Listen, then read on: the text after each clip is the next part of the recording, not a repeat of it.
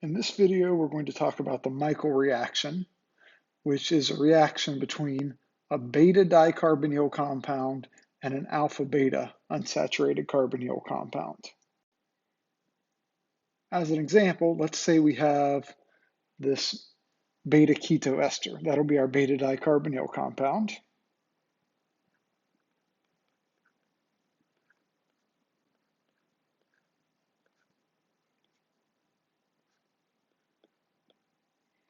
And we'll react that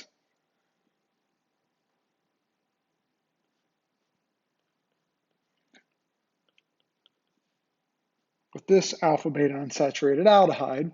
That's the alpha beta unsaturated carbonyl compound. And the conditions for this are similar to the Claisen condensation, where we use a base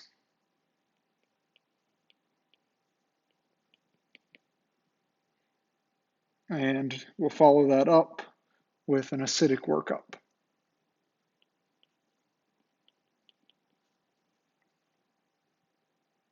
Now, before we get into this reaction specifically, I actually want to remind you of conjugate addition that we talked about before.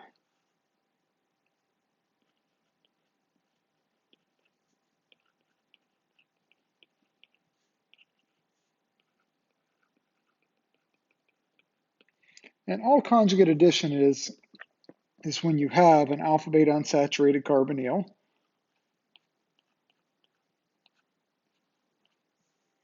and we add some nucleophile to the beta position.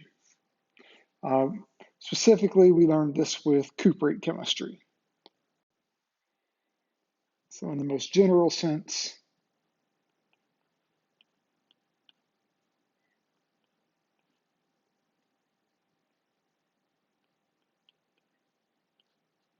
what you end up with is a nucleophile added to the beta carbon. Now, if we'd used, for example, methyl cuprate as our nucleophilic reagent, we would have added the methyl group at the beta position. So keep that conjugate addition in mind as we talk about this Michael reaction.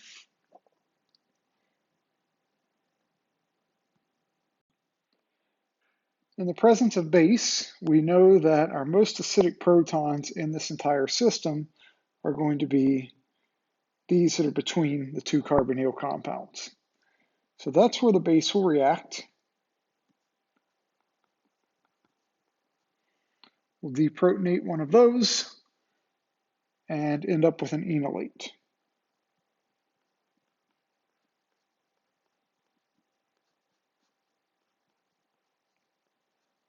That's our nucleophile. And then the alpha beta unsaturated carbonyl is the electrophile.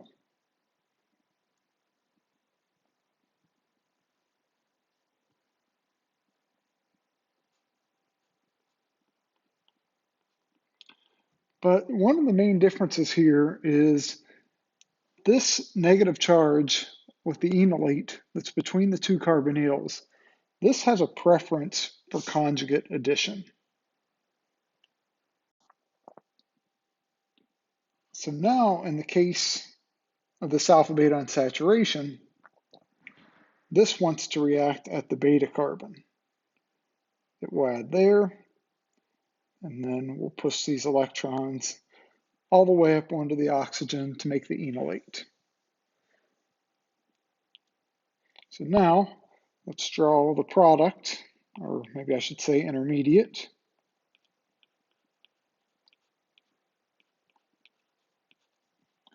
Here's our new bond. I'll draw that in red.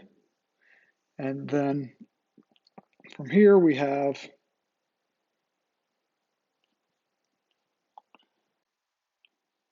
these three carbons. Sometimes numbering here helps so you don't lose anything. So that's bonded to 1, 2, and 3. There's a double bond between 2 and 3. And the O minus. Then this can get protonated.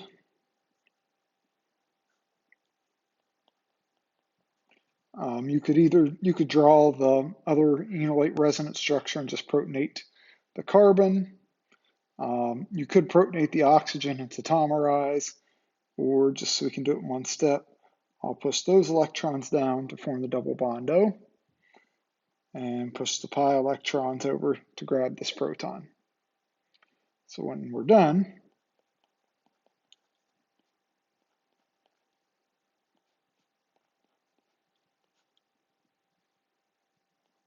I'll keep the new bond in red.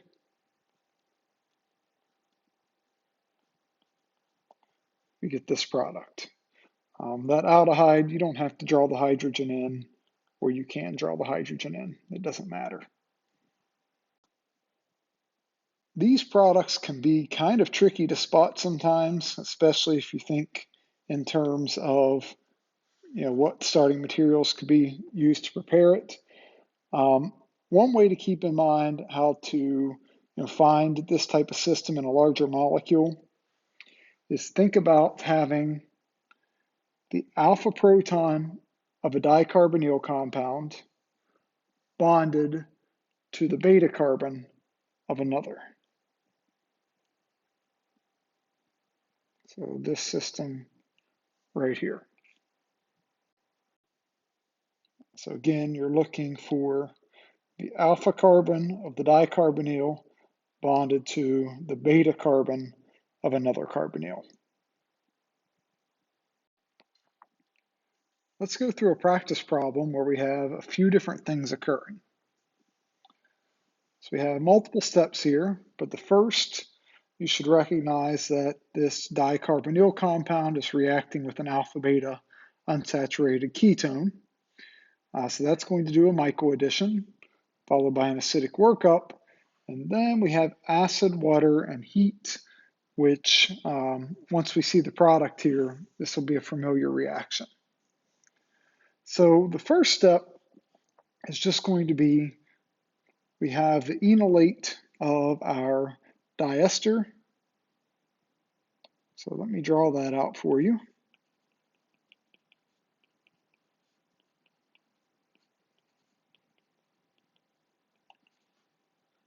And that adds to the alpha beta unsaturation.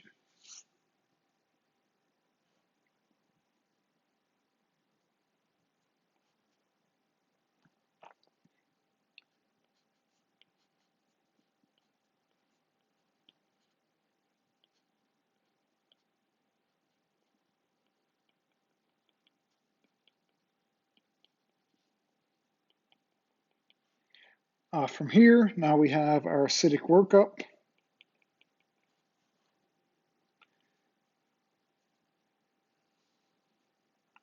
That will just convert the enolate back into a ketone.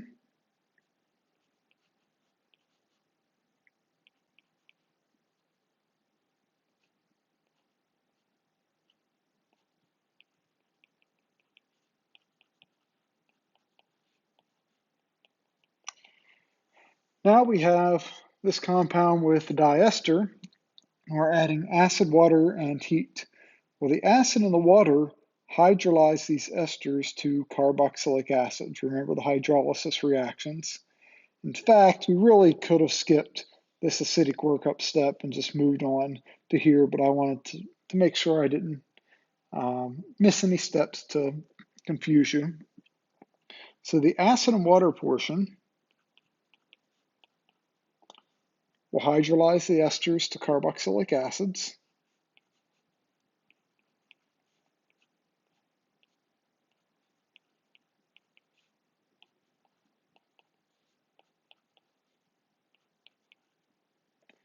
And then we're heating. And remember that if you heat a carboxylic acid that's beta to another carbonyl, you're going to lose that as CO2 gas. So our final product